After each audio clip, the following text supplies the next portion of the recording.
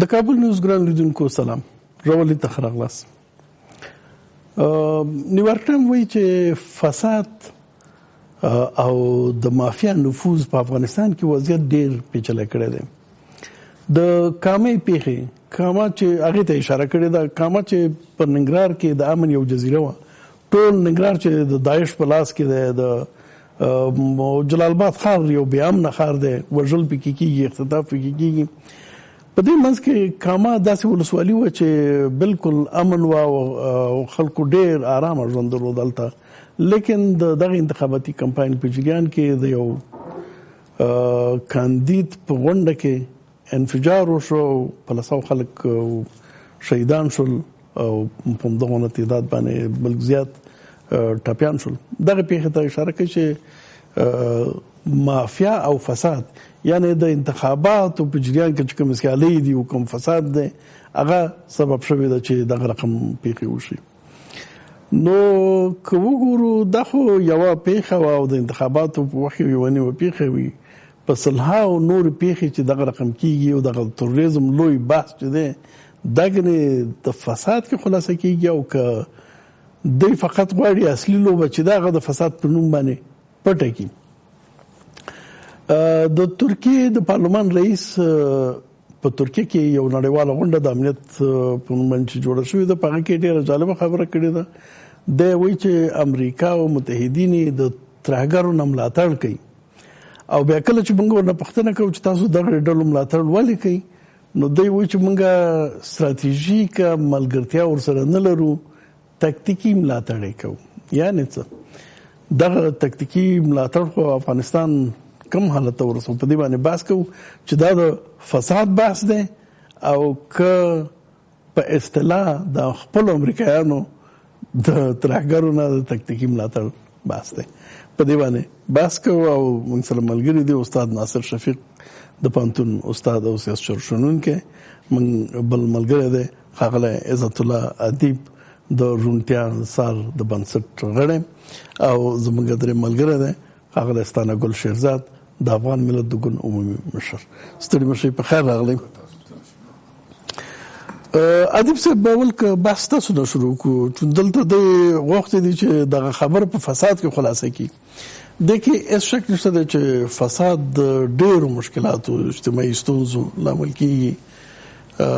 لیکن په افغانستان کې د ترهګرۍ جګړه او خصوصا دغه رقم بریدونه دا څومره زیات ارتباط لري د فساد سره؟ فساد بحث دی او که فساد نه اخواته نورې قصې دي؟ ډېر زیاته مننه. بسم الله الرحمن الرحیم. ډاکټر صاحب، تاسو ته، شهزاد صاحب، استاد او لیدونکو ته سلامونه او درنښت. کله که موږ په افغانستان کې د فساد په اړه خبرې کوو، نو فساد عمومي نسو ویلی چې د کومې ستونزې سره د هغوی اړیکه پیدا کوم. فساد کولی شو په دریو مختلفو برخو باندې وویشو. فساد یوه هغه ټیټه مرحله، ټیټه برخه چې هغه عملیاتي برخه ده. یو څوک تذکرې ته ورځي 50 افغانۍ ترې اخیستل کېږي. یو څوک دوسیه لري، هغه ته وایي چې نن لاړ شه زما په کور کې خټې کېږي، هلته مرسته وکړه. یا یو چا ته وایي چې زما موټر ومینځه او یا راته 500-600 روپۍ راکړه. نه، د فساد هغه برخه چې مستقیم په یو نحوه په شکل باندې تروریزم سره رابطه لري، مثلا د مخدره موادو بحث دی، د معدنو قاچاق دی. دغه د فساد دغه بڼه موجوده وه او د هغه په نتیجه کې جنګ رامنځته شوی. اشرف غني هم دغسې وایي جرمي اقتصاد دی، یعنی دلته جرمي اقتصاد جنګ راوستی دی، که د دې برعکس دی جنګ دی چې جرمي اقتصاد راوستی. زه همدغې برخې ته راځم. بل فساد لرو، هغه تکتیکي برخه کې لرو، مثلا قراردادونه دي، ځینې نور موضوعات دي. ولی کله فساد چې ستراتیژیک برخه کې، هغلته موږ په فساد باندې بحث کوو. هغه تر ټولو لوړ بحث ده، په لوړه سطحه کې فساد ده، چې هغه فساد مختلفو برخو سره اړیکه لري. غیر قانوني استخراج د معدنو، یا هغلته فساد، خپله د جنګ او د سولې او د امنیت په برخه کې فساد، د مافیا سره د داخلي نړیوالې د حکومت د داخلي او د بیروني مافیا سره اړیکې، او دغسې د تروریزم سره اړیکې. دا ټول هغه شی دي چې هر شي په خپل منځ کې قوي اړیکې لري، او دوی په خپل منځ کې د یو شریک تجارت په حیث باندې دا معامله مخ ته ځي. موږ په افغانستان کې همیشه وایو چې جنگ او کله وایو تروریزم. راځي تعریف یې لږ واضح ووایو حتما عامو خلکو دپاره. کله که موږ جنگ کوو په دې معنا چې دوه لوري په یو موضوع باندې جنگ کوي تر څو هر یو کوشش کوي چې دا جنگ د خپل نفع باندې وګټي. ولې کله که د تروریزم په اړه خبرې کوو، تروریزم د څو ډلو په منځ کې جنگ د په دې باندې نه چې باید دوی خپل وګټي، د دې لپاره چې خپل رقیب ناکام کړي. افغانستان د تروریزم مرکز هغه تروریزم که په هر سطح یې موږ تعریفولی شو. بل کله که موږ د جنگ شکل ته ډول ته هغه ماهیت ته ګورو په مختلفو برخو کې، ولې د دولت وسلوال مخالفین یوازې په هغه ځای کې هغه سیمې نیسي چېرته چې زموږ معدن دي؟ دا که له مشرقي ولایتونو نه را شروع کېږي که اوس یې سر پکتیکا ته رسیږي، او یا ولی وسلوال مخالفین د مواد مخدرو سره اړیکه لري؟ که د بادغیس نه را شروع کېږي تر غور تر هلمند پورې. بخښنه غواړم، دا بس اوس چې نیویارک ټایمز او ډیپلومات په نوم یې جریدې مطرح کړی دی او اشرف غني همیشه دغه لیکچر ورکوي جرمي اقتصاد دی او څنګه دی. په ظاهر خلکو داسې ښکاري چې یعنې د مافیاو جنګ دی چې هغې نه دغه حالت زېږېدلی دی او دا تروریزم او د هر څه د مافیاو د جګړې نتیجه ده. جنوبي امریکا کې به دا خبره صدق کوي، لیکن دلته خو دا خبره صدق نه کوي که نه. یعنې دلته دې کې شک نشته دی چې ترهګر د مخدره موادو نه استفاده کوي، د معدنو نه استفاده کوي، د عوایدو د ټولو سرچینو نه استفاده کوي، لیکن جنګ خو د هغې په سر نه دی. جنگ خو نور علتونه لري کنه. جنگ د افغانستان جنگ بیخي هغه پیچلي حد ته رسېدلی ده. کله که په دې برخه کې یعنې موږ تر اوسه پورې داسې اداره نه ده پیدا کړې چې هغه څېړنې وکړي او رښتیا پیدا کړي چې جنگ په څه شي باندې ده. ولې جنگ نه دلته په عموما ورته ویلی شو چې تروریزم ده په افغانستان کې. یعنې افغانستان د خاوره د جغرافیا د جنگ مرکز ګرځېدلی ده، هغه د مختلفو قدرتونو په منځ کې. کاشکې طالبان وایي امریکایان دې وځي جنگ په دې دی. نه، دغه خبره داسې خبرې ډېرې دي. یوې ډلې ویلې چې په افغانستان کې که یو خارجي وي موږ سوله نه کوو، ولې نن دوی په کابل کې ناست دي په زرعي موټرو کې ګرځي. هغوی وایي که یو خارجي څوک دا تضمین ورکوي چې خارجیان لاړ سي په افغانستان کې د وینې تویدل بند سي. بل څوک چې د دولت غړی هم وي هغه په داخل کې اوسېږي، هغه وایي که خارجیان وځي موږ 3 ورځو کې ارګ نیسو. یعنې دلته ټولې هغه مسایل دومره پیچلي دي. دلته ولې فرعي بحثونه په اصلي بحثونو باندې یعنې هغه حاوي کېږي؟ فرعي مسایل موږ داسې ښکاره کوو لکه هغه چې اصلي بحثي د تروریزم بحث، د جګړې بحث، داعش دلته راتګ. آیا موږ کولی شو استاده چې د مخدره موادو او د فساد په جنگ کې خلاصه کو داعش چې دلته څنګه په افغانستان کې راغی؟ اوس مثلا ما مخکې مې یاده کړله د ترکیې د پارلمان رئیس د امنیت په اړه چې کومه غونډه وه ترکیې کې، هغې کې وایي چې امریکا او د متحد هیوادونو د ترهګرۍ نه ملاتړ کوي. کله چې موږ نه پوښتنه کوو چې ولې تاسو دې ډلو ملاتړ کوئ، هغه وایي چې موږ ستراتیژیکه ملګرتیا ورسره نه لرو، تکتیکي ملاتړ یې کوو. دا څه معنا لري؟ بسم الله الرحمن الرحیم. حضور صاحب تاسو ته، شهزاد صاحب ته، عتیق صاحب ته او د کابل نیوز تلویزیون درنو لیدونکو ته، ستاسو تخنیکي همکارانو ته، ټول افغان ولس ته نیکې هیلې او سلامونه وایم. السلام علیکم ورحمت الله وبرکاتو. امریکا چې د سیمې ته راغلی په دې عنوان چې ترهګري وځپي، د دوی په عقیده ترهګري علت دی او د دې وجود ورته راتګ معلول دی. خو وروسته کتلی کېږي چې د ترهګري تداوم او تسلسل ورکولی کېږي، نو معنا چې امریکا په دې ادعا کې صادقه نه ده. ځکه داعش لکه تاسو مثال وویلو یا په خپله د طالبانو دومره هیوادونو سره د جګړې پالل چې د افغانستان د جګړې میاشتنی لګښت څومره دی او تر اوسه پورې دا طالبان دا جګړه پاللی شي او لګښت ورکولی شي، دا د کوم ځای نه کېږي؟ خو یا دا چې پټ لاسونه ورکوي او که ووایي چې پاکستان یې ورکوي، نو پاکستان خپل اقتصادي قوت کله دومره دی چې دا طالبان دا وپالي. دا ټول هغه څه دي چې د امریکا د سیمې ته د راتګ هغه علت په ګوته کوي چې دلته یو تلپاتې جګړه وساتي او د جګړې د دواړو لورو ترمنځ توازن داسې وساتي چې یو بل څه نه مړی چې جګړه ختمه شي. پاتې شو دا خبره چې مخدره توکي دي یا مثلا جرمي اقتصاد او مافیایي کړۍ دي. د بند توافقات نه مخکې نه دلته قومندانان دومره برلاسي وو، طالبانو دغه ټول قومندانان خالد سلا کړي وو او بیا د بند توافقاتو په نتیجه کې د داسې نظام په تمه ټول راټول شو چې هیڅ دا اراده نه لرله چې دلته د برخه غوښنه او خوږه ولري. خو خپله د امریکایي پالیسۍ داسې وي چې ځینې خلک په واک داسې غوښن کړه چې مات ډلې مات قوتونه د حاکمیت خاوندان هماغوی خاص ورته میلیونونه ډالر ځینې خلک د قومندانانو په نوم باندې حتی د شخصیتونو په نوم باندې داسې اوچت کړه چې هغوی نن د مخدره توکو په قاچاق کې هغوی ښکېل دي، هغوی په جرمي اقتصاد کې ښکېل دي. او که بیا وایي چې دا د دې خلکو دي نو ولې د حاکمیت لارې نه چې دی وایي چې موږ طالب ځپو موږ داعش ځپو نو ولې دا جرمي خلک ځپل کېږي نه؟ تاسو وکتل چې په کوم ځایونو کې دوی د مخدره توکو د منځړلو لپاره بمبار وکړو په هلمند کې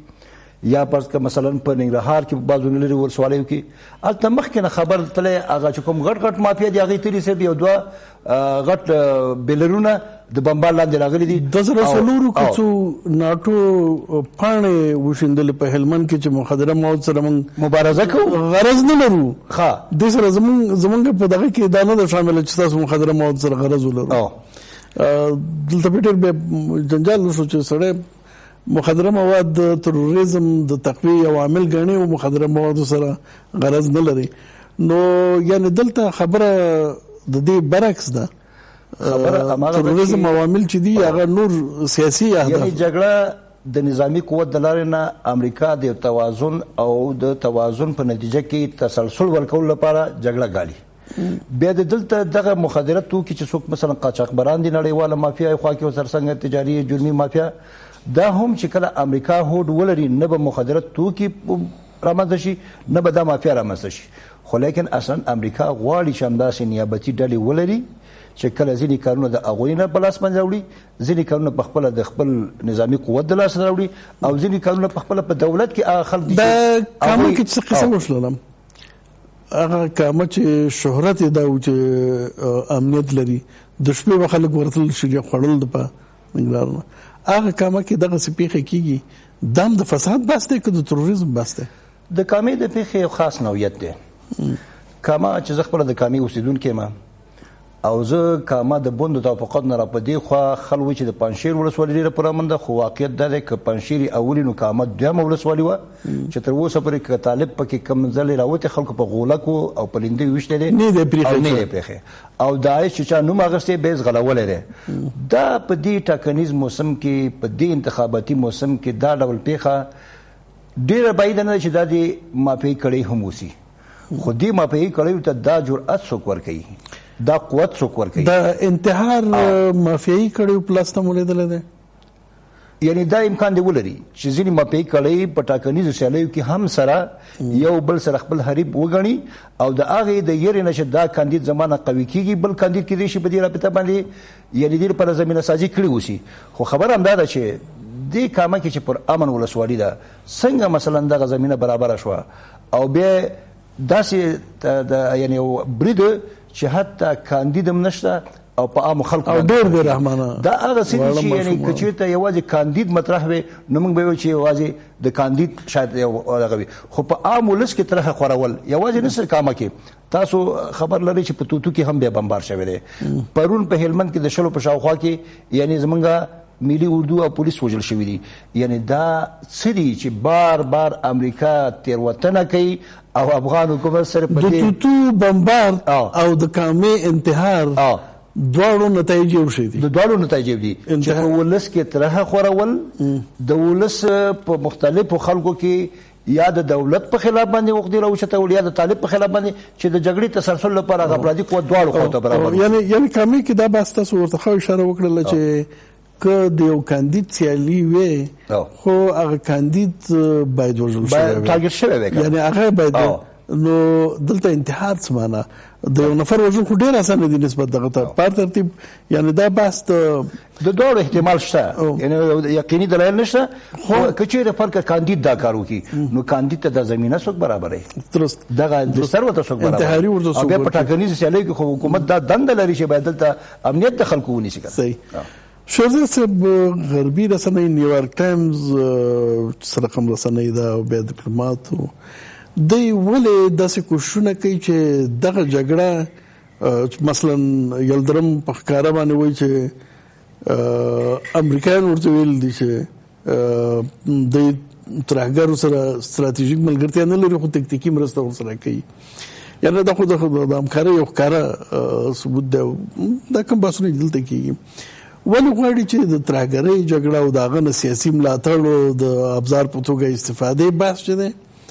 د لوی قدرتونو د خوا نه هغه د فساد په بحث کې خلاصه کړي. بسم الله الرحمن الرحیم.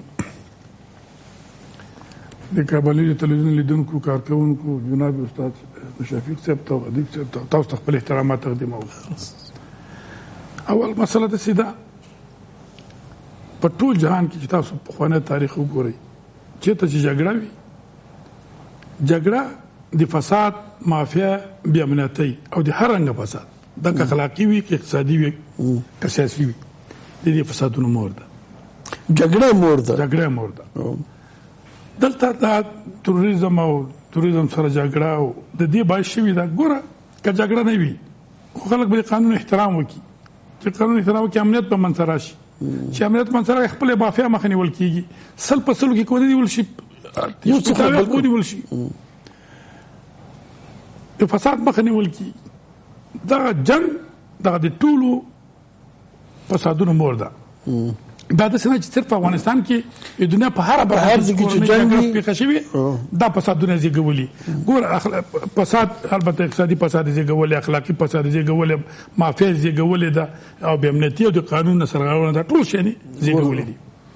وسره خبره ده چې دوی وی چې منګه سره تاسو اوریدلې دا خبره مانه درلودلې چې منګه د تورستي ډلو سره ستراتیژیک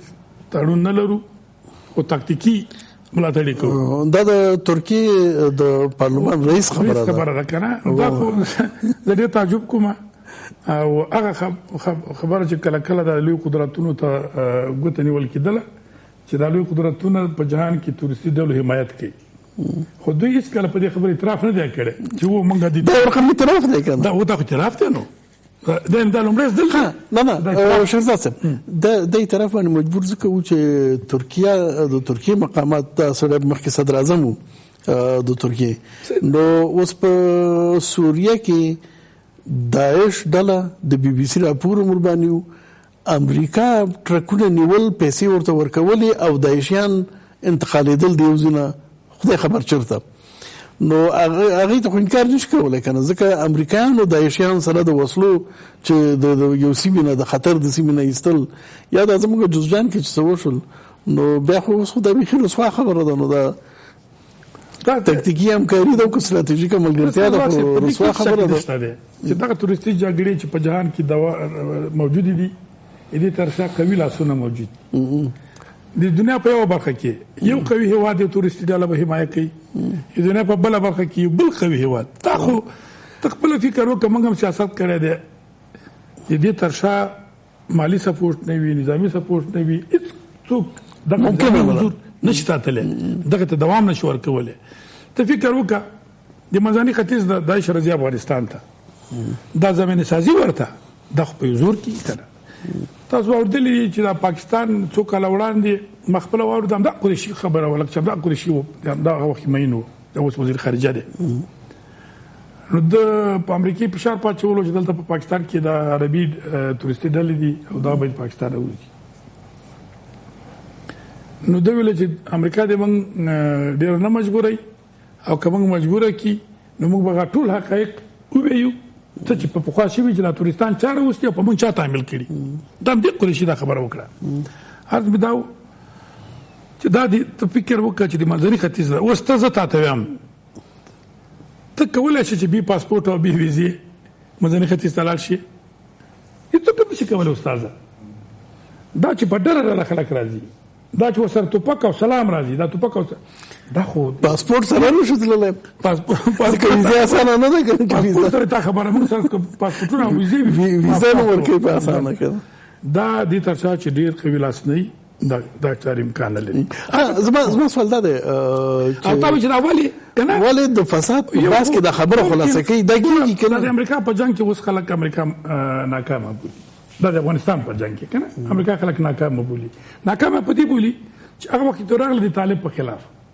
لږ وسه القاعدې نوم یادېدل خو څو هفتې وړاندې خپله د اشرف غني ویلې چې په افغانستان کې د افغانستان ولسمشر چې توهین ونه شي د افغانستان ولسمشر او دا ولسمشر اشرف غني وي چې په افغانستان کې درویش که څو ویلې دویش ډلې دي ترهګرو ښه دکې له داعش به لکه چې حساب هم نه کې داعش خو به د ډلو پلار دی که نه هغه پکې چې لکه حساب هم نه کې نو ته فکر وکړه دا موږ ته چې معلوم دی دا داعش شولو دا القاعده شوله دا طالب شولو دا لشکر طیبه شو بل لشکر مجاهدین شولو لشکر انصار شو خو په مختلف دا افغانستان او دا د چچن بخښنه غواړم که د داعش نه نیولې تر طالبه پورې او دغه نور ټول ډلې دا د امریکا د ستراتیژیکو اهدافو لپاره په تکتیکی یعنی کارونه وي نو بیا اصلي ترهګر څوک دی دا ډلې دي او که نه